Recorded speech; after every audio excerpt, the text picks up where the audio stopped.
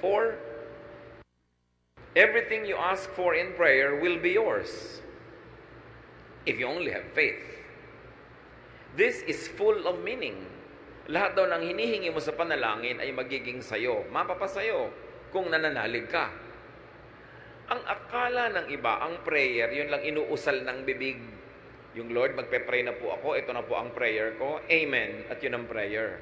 That is verbalized prayer, only one of the many forms of prayer. But thoughts, words, and attitude are prayers too. Sa palagay nyo ba, kinaklasify ng langit yung prayer na sinasabi ng iyong bibig na merong ending na this I pray in Jesus' name? Inihihiwalay niya ba yon sa mga isipin na pumapasok sa iyong utak? Sa mga iba pang salitang namumutawi sa iyong labi at sa iyong ugali? Lahat yan, prayer. At sabi, di ba, pag hinihingi mo at naniniwala ka, ibibigay sa iyo. Kaya yung iba sabi ako, ang hirap ng pera. Mahirap ang kumita ng pera. Siguradong hirap yan sa pera. Kasi sinasabi niya, prayer yun. It is a statement of faith. Ano yung paniniwala mo? Na mahirap kumita ng pera. Di ba sabi, when you ask in faith, it will be given to you. Kaya pag sabi mo, yung biyanan ko, wala nang hope yan. Yun nga nangyayari, nawawala ng hope. Because that is your prayer. Pag lagi mo sasabihin, ang hirap ng buhay. Humihirap talaga ang buhay.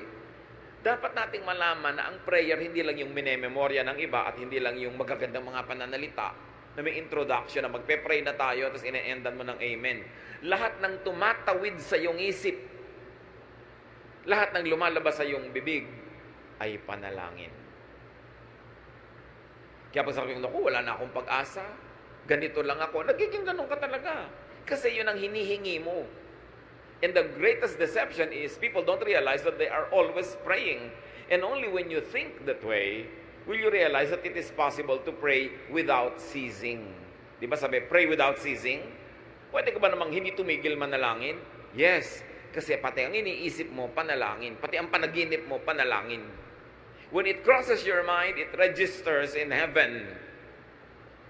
Because we connect with God through our thought. Paano ba tayo kumukonect sa God? Through our hands? Nakikipag-holding hands ba tayo sa Diyos? Through our lips? Through our feet? No. Through our thoughts. And what you think of, get registered in heaven. And when you believe in what you are thinking of, therefore you believe in your prayer, it is given to you. That's why watch your thoughts. Minsan, sarili mong anak, sabi mo, itong anak ko na to, bobo to eh.